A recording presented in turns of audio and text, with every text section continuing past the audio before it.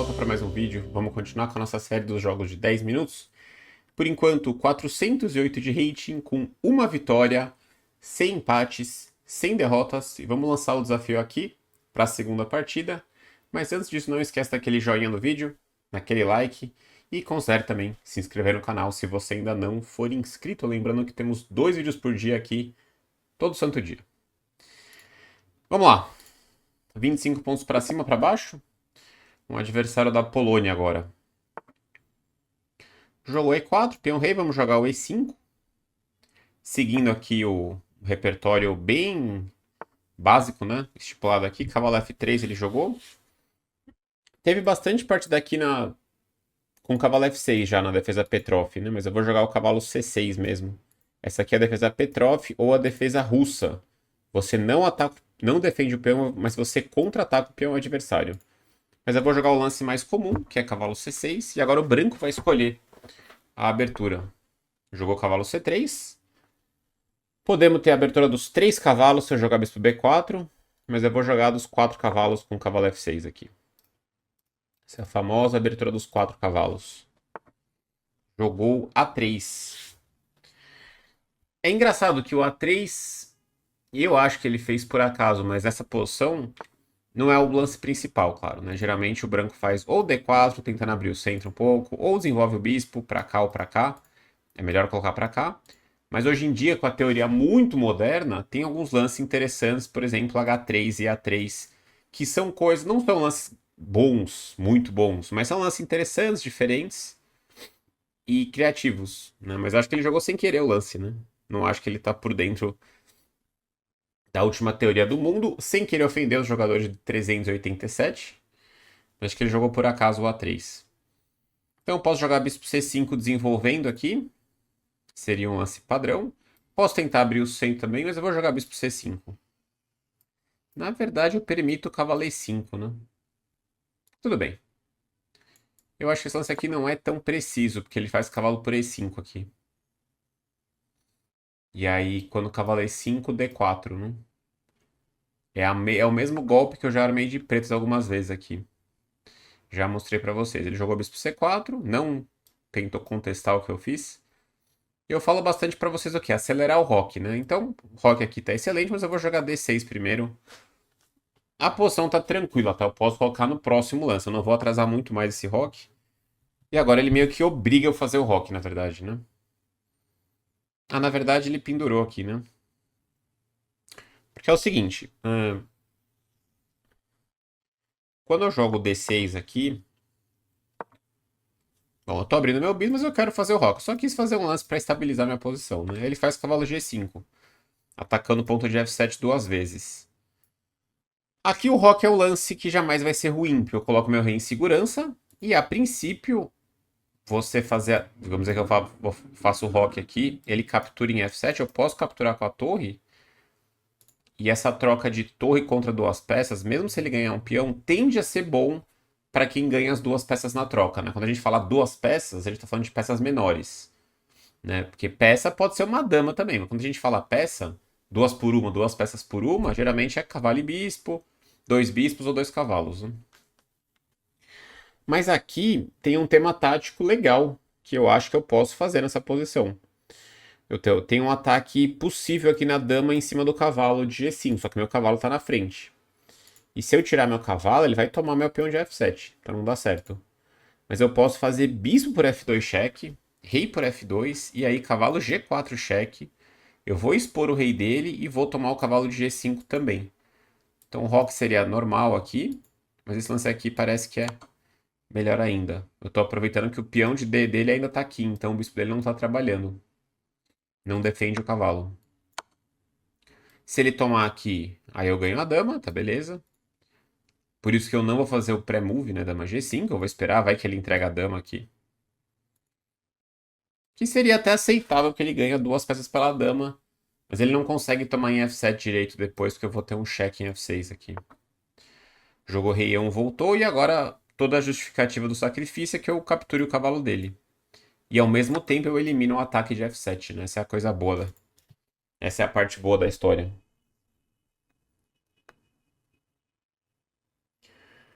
Ele tá pensando agora. Ele não pode mais rocar, né? Ele já mexeu o rei, essa regra é importante. Porque às vezes o cara tá tentando rocar aqui, né? Ih, ele vai fazer H3, hein? Vai levar mate aqui. Ih, ele vai levar mate. Não. Cavalo D5 é um lance bastante razoável. Porque é difícil eu defender esse ponto aqui. Eu posso fazer o rock, provavelmente, sacrificando em C7. Mas eu posso jogar o lance bem sólido aqui, que é a dama D4, né? Que seria um lance mais seguro. Eu volto a dama aqui para defender esse ponto. Meu próximo lance é voltar o cavalo para F6, fazer o rock e ganhar um peão nessa brincadeira. H3, e agora ele vai levar o... Falei que ele ia levar o mate? Só que ele levou no próximo lance, né? Eu só não tô vendo o mate 100%, eu tô vendo o... Ah, agora eu vi um ganho de dama já. Pois é, ele foi um descuido aqui dele, né? Dama H4 vai ganhar o jogo agora.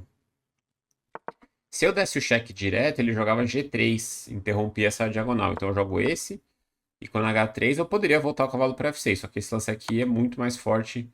Esse aqui já é mate direto. Ele tem que jogar aqui. No mínimo eu tenho o cavalo D4, rei D3, cavalo F2, duplo na dama e no rei. Mas tem toda a pinta que dama F2 vai dar mate, né? Rei D3, dama D4, rei E2. Não tem mate, né? Ele levou o mate em 1. Vamos fazer mais um jogo então depois desse. Dama F2 checkmate. Famoso beijo fatal, né? Que a dama gruda aqui no rei, apoiada por uma outra peça, no caso o cavalo de G4. Vamos. Vamos fazer outra partida, né? Depois eu analiso as duas de uma vez. Vamos lá, vamos jogar peão dama. Fez quase pré-move cavalo C6, né? Bom, numa abertura de peão dama, normalmente eu quero botar os peões aqui, D4, C4, fazer um estilo gambito da dama, né? Igual a série. E depois desenvolver as peças aqui, cavalo, cavalo. Só que ele já tá me provocando aqui a jogar um D5. Eu vou jogar D5. Que ele vai ter que perder um tempo com o cavalo. Então esse tipo de avanço não costuma ser tão bom no começo, mas como eu ganho um tempo. Jogou o cavalo E5. E agora eu vou esquecer do gambito da dama e vou jogar E4 dominando o centro aqui, né? Cavalo F6. Eu já percebi isso, tem muita gente que começa a jogar xadrez e fica fascinado com os cavalos, né? E começa a mexer com os cavalos, com os cavalos descontroladamente, né? Eu vou jogar F4 aqui. Eu não tô seguindo muito os conceitos aqui, né? Porque eu deveria estar desenvolvendo minhas peças, que nem eu falo pra vocês, né? Tira o cavalo lá do rei, tira o bispo e faz o roque. Mas eu não tenho como resistir ao F4 aqui. Atacando o cavalo dele, obrigando o cavalo a se mexer. Eu acho que ele vai jogar esse e vai perder o cavalo depois de E5 aqui. Porque eu ataco o cavalo de F6. Então você perguntar, pô, Cricor, mas e aí? Quando que eu devo avançar o peão? Quando que não sei o quê? Não existe esse tipo de resposta no xadrez. Não existe. Ah, quando que é bom trocar cavalo ou bispo? Quando que é bom fazer não sei o quê? Você tem no máximo uns direcionamentos. E tem um monte de pergunta dessa que não tem resposta. Sabe qual que é a resposta? Né? Você perguntar, pô, quando que eu devo não desenvolver as peças e avançar os peões? Só tem uma resposta para isso. Você tem que ver exemplos de partidas. E aí você vai começar a perceber, falar, pô, o cara tá expondo os cavalos dele, aqui faz sentido eu avançar os peões. Porque eu tô ganhando tempos. Vamos dizer aqui que ele jogasse, sei lá, um lance qualquer aqui. D6, por exemplo, vai. Eu não vou jogar D5, eu não vou avançar o peão de novo, não faz nenhum sentido. Mas agora se eu forço ele a mexer o cavalo é diferente, né? Bom, ele jogou D6, entregou o cavalo. Tomar aqui. Bispo G4. Tá com a minha dama. Esse é um 400 raiz mesmo. Se eu tomar aqui, ele toma em D1. Então eu vou jogar. Vou jogar um bispo E2 bem sem graça aqui mesmo pra trocar os bispos. E colocar minha daminha em E2. Imagino que ele vai trocar. Não sei se ele vai tentar uma gracinha ou não. Ele esqueceu o bispo de G4. Eu vou capturar.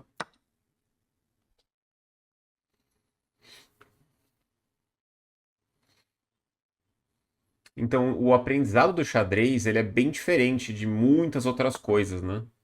O aprendizado do xadrez, ele é muito baseado em você ver exemplos. né? Porque você imagina o xadrez, uma coisa teórica, você imagina ali a pessoa passando horas na frente de um livro estudando, isso realmente acontece. Só que a pessoa não tá lendo um livro de xadrez, né? Quando a gente fala ler um livro de xadrez, isso acontece, claro. Só que o ler livro de xadrez geralmente é o quê? Ver exemplos de partidas, ver de repente exercícios de tática mais complexos que tem em livros. Agora é muito difícil você achar um livro de xadrez que só tem texto. É tudo baseado o quê? Nos exemplos das partidas, né? Então, se isso aqui fosse um curso, que não é necessariamente, não é um curso, né? São partidas que a ideia é que sejam instrutivas. No curso também é isso. Você tem que mostrar exemplos o tempo inteiro de partidas, das coisas se aplicando. Senão é tudo muito vago, né? Ah, é bom você desenvolver as peças. Não adianta nada essa informação se você não vê um exemplo. Não serve de nada isso aí, né? Não faz sentido. Bom, ele jogou E6. Eu tô pecando bastante no desenvolvimento aqui, mas eu tenho muito material a mais já, né? Eu vou ganhar mais um peão. Eu vou jogar D por E6 aqui. Eu poderia começar a desenvolver minhas peças, mas eu vou jogar D por E6. Meu rei tá, sei lá, bem pouco exposto aqui, mas ele não tem nenhuma peça me atacando, então tá tudo certo. Ele tomou, tá caindo o peão aqui, mas agora eu vou jogar cavalo C3. Vamos trocar as damas, vamos jogar um jeito bem covarde aqui, vamos trocar as damas. Lembrando que a covardia não é algo ruim no xadrez, tá? Não é algo ruim no xadrez. Vou jogar bispo F3. Por quê? Eu tenho duas peças a mais, eu não quero bagunça aqui, eu quero jogar o mais simples possível, trocar as peças e ir para um final. Talvez eu não vá ganhar tão rápido. Mas vai aumentar muito a minha chance. Aliás, vai diminuir muito a chance de eu fazer um erro mais sério, né? Vamos fazer cavalo E2 aqui, desenvolvendo. Bispo E3. Aqui eu não tenho peça para fazer o roque. Meu rei já está em segurança aqui em E1. Não tem peça, né? Estamos no final aqui. Esse lance é claro que é normal, mas eu vou fazer cavalo D2 que eu quero pular para C4 aqui. Essa é a dica, né? Você que está começando a jogar agora, pegando esses vídeos como ponto de partida, isso é algo que você vai começar a perceber mais para frente. O desenvolvimento do cavalo, principalmente, é muito legal você conectar o lance do cavalo com um futuro para ele. Você quer um futuro legal para o seu cavalo. Então, assim, se eu faço esse lance, que estaria super normal também, ele pode fazer C6, limitar meu cavalo, limita os pulos do meu cavalo aqui. Então, eu faço esse porque eu quero pular o cavalo para cá. Ele fez H5, ele quer pular para cá, talvez, né? Eu vou jogar H3. Evitar aqui o pulo do cavalo. Vou fazer cavalo C4, trazer minha torre para D1 aqui. Deu uma acalmada a posição, né? Depois do susto inicial.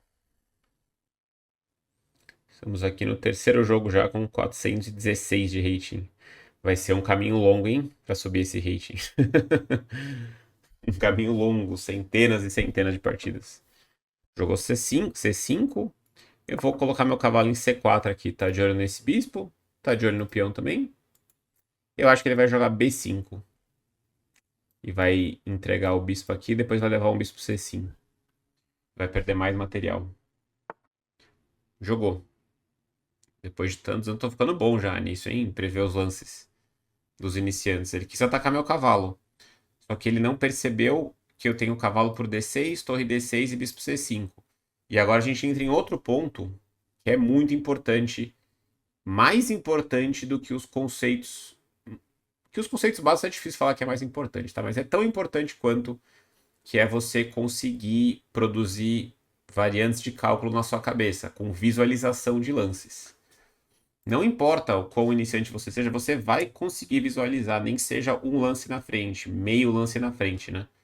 E no caminho para sua evolução, você tem que se forçar muito a tentar visualizar a posição na sua cabeça. Então, por exemplo, é possível perceber que eu posso capturar em D6, né? Claro. Então, na posição futura, né, vai ter um cavalo em D6 e esse bispo vai ter sumido. E aí você pode pensar, ele vai tomar a torre por D6. A visualização é você conseguir imaginar essa posição com precisão na sua cabeça para conseguir calcular bem a partir daí. Então, cavalo D6, torre D6, será que você consegue ver que agora está caindo o peão em C5? Porque o bispo sumiu. Tem uma torre em D6, a torre não defende o peão do C5. Então, se a gente levar tudo em conta, o cálculo é a parte mais importante do jogo de xadrez, não tem jeito, né? A estratégia vem depois, ela é essencial, Você tem que ter o conceito básico de abertura, mas assim, sem o cálculo, nada disso funciona. Então aqui eu tomo em C5. Lembrar que o cálculo e visualização é a parte mais importante do jogo de xadrez. E é a mais desafiadora para você evoluir também. Então tinha uma torre aqui, agora eu vou conseguir capturar outra torre ali em F8. Ele fez rei por F8, agora eu vou fazer o roque grande. Não porque eu quero esconder o meu rei, mas porque eu quero defender o peão. Que pão duro, né? Eu tenho um monte de peça a mais, não quero nem deixar o cara tomar um peão. Eu quero defender o peão e ao mesmo tempo eu vou ativar minha torre agora, que está em D1. Eu não entendo porque fica baixo esse microfone às vezes. Tá normal? Tá... Depois vocês coloquem nos comentários aí como é que tá. Tem a barrinha do volume, às vezes ela fica mais pra baixo, não sei por quê. E tá no máximo aqui. Abandonou o nosso amigo. Achei que ele ia jogar mais um pouco. Achei que ele ia jogar mais um pouco. Vamos ver as partidas agora. Vou fazer a revisão. Podemos começar com essa, vai, já que acabou agora. Vamos fazer a revisão, colocar a precisão aí na tela. Como eu falei no episódio anterior, agora começou a temporada das precisões altas, né? 97,8, mas é claro, nesses primeiros níveis é mais fácil fazer precisão alta. Ele fez 80,9. Então eu joguei o peão dama aqui, ele fez cavalo C6. E aqui eu não tô seguindo os conceitos, pelo menos básicos. Lembrando que quando você conhece bem os conceitos básicos, você pode desrespeitar esses conceitos também. Então o que, que eu falo? Ah, tira o cavalo aqui, abre o caminho pro bispo e faz o roque. Pô, mas eu vou jogar D5 aqui, eu vou atacar o cavalo dele primeiro. Aí ele jogou o cavalo E5, eu joguei E4, que é um lance que prepara um desenvolvimento importante, né? Eu quero abrir meu bispo. O cavalo F3 vai acontecer em algum momento também. Ele jogou o cavalo F6 e aqui é muito provocativo. Inclusive parece até a primeira partida da série, de certa forma, que o meu adversário aqui... E a gente volta naquele assunto, né? O que, que eu falaria pro meu adversário? Então, primeira coisa, ele tem que melhorar o desenvolvimento inicial das peças.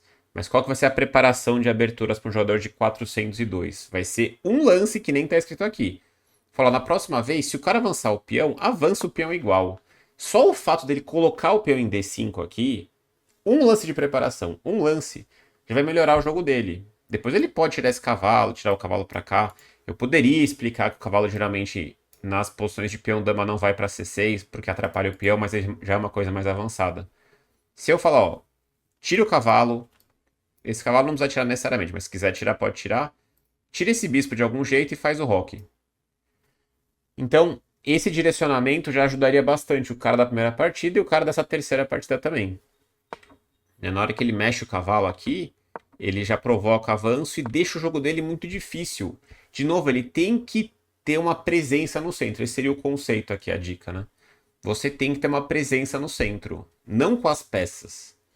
Para as peças habitarem no centro, você tem que ter suporte dos peões um pouco. Senão as peças ficam muito vulneráveis. Então aqui ele tem que jogar D6 aqui. Para quê? Para o peão começar a ajudar um pouco aqui no centro. F4, cavalo G6. Não tá grande coisa, mas é isso aí. Segue o jogo. Pode até voltar pra D7 às vezes. Pra o cavalo não ficar estranho em G6, né? Acho que é menos pior jogar esse lance, talvez. Mas ele não pode fazer esse lance aqui. Então ele tá pecando o quê? Ele não tá mexendo os peões. Não pode desenvolver as peças desse jeito. Tende a dar errado. É claro que ele vai enfrentar jogadores que não vão jogar. E vão jogar no nível parecido dele, vão fazer muitos erros também. Mas ele já começa a aprender na direção errada se ele não colocar alguns peões no centro. Logo no começo, né? É claro que contra D4, D5 não é o único lance possível, tá? Cavalo F6 é um dos lances mais jogados aqui no primeiro lance. E é bem diferente do cavalo C6, porque não permite o avanço do peão. Mas depois do cavalo F6, praticamente sempre aqui o preto vai mexer um peão agora. Seja o D5, seja o G6, seja o E6. Aí aos poucos o jogador vai começar a se familiarizar com padrões de desenvolvimento. Mas a primeira coisa é não pode fazer isso, né? Já vai para a direção errada. Cavalo F6, F4, e aqui ele não viu o ataque do meu peão no cavalo dele, né? Porque ele poderia tirar o cavalo ainda. Cavalo G6 é triste, mas você não pode perder a peça desse jeito. Então, assim, já não é só o problema, não é só a abertura o problema aqui desse meu adversário, né? Aqui uma tática básica já ajudaria ele a não perder o cavalo, pelo menos. Então ele jogou D6. E aí bispo G4 contra-atacou minha dama, eu joguei bispo E2. E aqui de novo ele não conseguiu fazer a comparação aqui das trocas, né? Porque, claro que isso aí já começa a ficar um pouco mais avançado porque ele tem opções, né? Mas eu quero capturar o bispo dele e ele quer capturar o meu bispo aqui também, só que ele não capturou. Ele deveria ter jogado esse, tome e D por E5. Segue o jogo, né? Ele tomou aqui, são duas peças a menos, e aqui a gente chega naquela situação que é difícil analisar ou dar qualquer tipo de dica quando o adversário tem duas peças a menos, né? E eu acho que nem é instrutivo, né, falar muito aqui dicas pra ele, né? Porque ele tem que melhorar antes, né? Por mais que ele vai perder de um adversário que ele tá jogando, né? Que tá jogando comigo, que eu não vou ter 400 de normalmente, ele vai perder. Só que ele não pode perder em 6 lances aqui. Tanto que o cara da primeira partida jogou bem melhor, né? Jogou mais consistente até. Bom, E6 eu tomei. Ele tomou. Eu troquei as damas e puxei o bispo pra cá. E agora vou focar mais no meu jogo e não no dele, tá? Cavalo E2, ele fez o roque, bispo E3. E aqui poderia ser qualquer desenvolvimento, né? Claro, mas cavalo D2 tá bom pra trazer pra C4 aqui. Ele joga lá, eu joguei lá pra evitar esse pulo de cavalo. E aí cavalo C4 e ele pendurou, a gente fala, né? Quando você entrega algum material B5, eu posso trocar aqui e bispo C5. E aqui entra a parte do cálculo, né? Claro que essa troca é normal para fazer, mas se você consegue visualizar isso na sua cabeça, você tá indo no caminho bem certo, né? Troca, troca, e você, sem mexer no tabuleiro, você consegue ver que bispo C5 vai ganhar mais uma qualidade, pelo menos, né? Uma troca da torre pelo bispo. Ele tinha que jogar bispo C7. Aqui, só para fazer mais uma reflexão aqui depois de bispo C7, é uma posição muito ganha. Qualquer lance aqui que não entregar tudo de uma vez, e que nem é possível entregar tudo de uma vez, o branco vai ganhar aqui, né?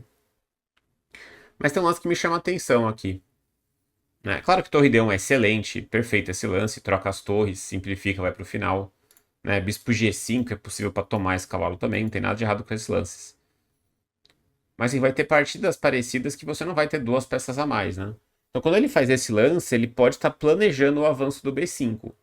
E um padrão estratégico legal é você não deixar esse peão chegar em B5, com o lance A4, que é um lance preventivo do B5 aqui. Claro que ele pode fazer A6, ele vai jogar B5 de qualquer jeito, não vai ter como evitar o B5 para sempre. Mas o A4 é um lance legal aqui. Até pode, né? A6, cavalo C3. E você sustenta seu cavalo. Os cavalos, eles gostam de casas um pouco mais avançadas. E quando o cavalo começa a ficar muito avançado, é mais fácil do adversário atacar essa peça, né? Se você botar um cavalo aqui, ele vai ser atacado, né, no meio do território adversário. Então, geralmente, quando o cavalo tá aqui na quarta, na quinta fileira aqui, é legal você sustentar, evitar o ataque adversário com esse lance A4. Isso é bem legal. Mas ele jogou B5, eu tomei. Tomei F8, o rei toma, ele abandonou depois de rocão aqui, que é um lance que coloca meu rei aqui em C1 para defender, e eu vou ter um jogo muito simples agora, jogar torre D2, torre D1. Ah, Cricor, mas seu bispo tá muito fechado em F3. Não tem problema, eu tenho um monte de coisa para fazer com as minhas peças antes de pensar no meu bispo. Tá tudo certo, meu bispo tá sustentando o peão aqui, ele bate no peão de H5 também, né? Então, tá normal, não vai ser essa minha dor de cabeça aqui. Aqui minha ideia vai ser jogar esse, tentar dobrar, trocar de repente uma torre aqui e ir para um final, né? Essa foi a primeira, a segunda partida, aliás, de hoje. A primeira foi bem curta, né? Vai acontecer isso bastante, tá? Vamos ver a precisão. 88, já comecei abaixo de 90, mas teve um lance brilhante. Caramba, e essa partida foi muito curta, né? Eu chutaria que ia ser 90 e bastante essa precisão aqui. Mas me equivoquei. Ah, o bispo F2, claro, foi brilhante. Então é 4 E5, cavalo, cavalo, cavalo, cavalo, A3. E aí eu joguei bispo C5, que é um lance ruim já, né? Porque permite justamente o cavalo E5, porque esse lance aqui é uma variante conhecida aqui, bispo C4. Eu posso jogar tranquilo aqui também, mas cavalo E4 aqui é um lance bom para as pretas. Entrega o cavalo e quando ele toma aqui eu jogo D5 e aplico o garfo. E recupera a peça, em boas condições. Principalmente se o branco jogar mal aqui. Então ele jogou A3, meio sem querer, mas é um lance bem interessante até. E bispo C5 ele deve jogar cavalo E5 aqui. Porque se eu fizer o bispo F2, já que o bispo vai ser perdido, né? Porque ele vai tomar, ele vai Eu vou tomar, ele vai aplicar o garfo. Se eu tomar antes aqui e jogar esse, ele vai jogar esse e o rei dele está exposto sim, mas vai aparecer agora a partida contra o outro cara. Olha só meus cavalos sendo atacados aqui. Olha a barrinha dando vantagem enorme para as brancas. Ele vai jogar E5 depois, D5, bispo C4, né? E eu não tenho presença no centro de novo, né? Não tenho peão aqui para brigar no centro. Mas ele jogou bispo C4, aí eu fiz D6. E o cavalo G5 muito afobado aqui. E aí, de novo, ele tá desrespeitando aqui mais uma dica importantíssima de fazer o rock logo. Né? Porque eu não fiz o rock, mas eu fiz um lance, assim, um lance controlado aqui, vamos dizer, né? Agora, se ele faz D3, tá tudo certo, né? Agora, ele não pode sair querendo atacar com o rei no centro. De toda forma, esse adversário já tem uma noção básica de abertura. Isso é legal. Por quê? Eu não vou mais falar de abertura com esse cara. Se eu tivesse que ensinar esse cara. Porque ele já sabe E4, botou os cavalos no centro. Fez um A3 um pouco inútil, mas ok. E o cavalo G5 já não está nem conectado com a abertura em si, né? É um lance de abertura, claro. Um erro mexer com a mesma peça duas vezes, mas é uma coisa de conceito de abertura aí. De modo geral, o cara já começou no caminho certo. E aqui, claro, o problema não é nem o bispo F2, tá? O problema é que se eu fizesse o rock, eu estaria feliz aqui de pretas já. Esse ataque é inútil quando eu posso rocar. Ele vai perder tempo que eu vou jogar H6 aqui depois. Mas pior ainda, eu tenho o bispo F2, né, pra ele. Aí ele toma cavalo G4, rei E1, dama G5, cavalo D5, dama D8. Fui duramente criticado com esse lance sólido aqui. Mas a vantagem é grande de toda forma, né? Ele diz que eu tenho cavalo para H2 aqui. O computador não quer saber de se defender. Ele quer contra-atacar. Porque se torre toma, dama G3, cheque. E se cavalo C7, rei D8 toma aqui, acho que tem dama G2, né? Sei lá. Ah, não, tem mate, né? Dama G3 e bispo G4. Isso é mate. Não tem essa casa, né? Cavalo D4 também seria mate aqui. Enfim, bobagem aqui, de toda forma. O importante é o bispo F2 aqui, que já é um golpe minimamente avançado, né? Você tem que estar de olho. E isso entra naquele ponto de você nem sempre. Eu tenho falado isso muito na série do Blitz, de 3 minutos, né? Tentando chegar no top 100. Que você não pode pensar só em defesa o tempo todo. Né? Porque quando você aprende a jogar xadrez, você nem sonha com defesa, né? Você só quer capturar a peça, tentar dar mate. Aí que você vai melhorando, você começa a pensar em defesa. Começa a defender suas peças, defender ameaças de mate. Só que aí depois, às vezes, você pode ficar meio tendencioso a defender tudo que o adversário faz. Então, cavalo G5, é claro que é importante você estar considerando o rock, porque você coloca o rei em segurança e defende. Mas você não pode. O sol chegou na hora certa aqui, bem no fim do vídeo. Você não pode esquecer dos contra-ataques. E aqui eu tenho o bispo F2 porque eu tenho um tema. Tô de olho no cavalo, eu tenho um sacrifício aqui, lá e cavalo G4. Cavalo D5 eu não vi esse outro golpe aqui, já era mais difícil. Voltei a dama para D8, que é um lance ok. H3, aí eu volto com a minha dama, né? É contra-intuitivo, né? Mas ele enfraqueceu a diagonal. Por que eu vi tão rápido? Porque é uma coisa muito típica essa diagonal aqui, né? Na hora que tá assim, eu já tô de olho nesse cheque. Só que ele tem G3. Eu até avisei, né, que ele ia jogar H3 no lance anterior. Só que agora aqui a diagonal fica muito sensível, vulnerável aqui, né? Aí dama H4, rei E2 era o necessário. Não tem mate aqui, né? Dama F2, rei D3 escapa. Eu provavelmente ia dar cheque lá, cheque, ganhar a dama e... Além disso, eu vou ter um ataque no rei adversário, né? E é isso. Rei F1, dama F2, mate. Beleza. Então chegamos a 3 vitórias e o rate não é esse não, né? É o 424, né? Claro. Ganhei 3 partidas até agora, 8 pontos sempre. Então lembra disso, tá? Quando você vai buscar informação de xadrez, é muito... Eu até consigo, claro, dar umas dicas. Tem várias frases importantes no xadrez, né? Desenvolver as peças, colocar o rei em segurança, né? Não mexer mais na peça duas vezes. Mas nada disso adianta se você não vê alguns exemplos. Então, quando você vai ver alguma coisa no livro, algum vídeo na internet, você até pode pegar essas dicas, mas você tem que ver a partida em questão, você tem que ver a análise para você conseguir extrair algum aprendizado. Senão, são só palavras, né? São só palavras. E se você não vê uma aplicação, é tudo muito vago, né? Muito vago.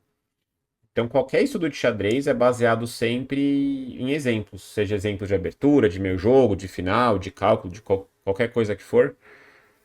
Mas só assim que faz sentido, né? Por isso que eu gosto dessa série. Eu acho que dá pra ser bastante coisa instrutiva, porque a gente tá pegando o principal mesmo, que são fazer partidas e trabalhar a partir delas, né? Dá pra extrair muitos exemplos bons das partidas, dá pra extrair muitos erros também nessa série toda, né?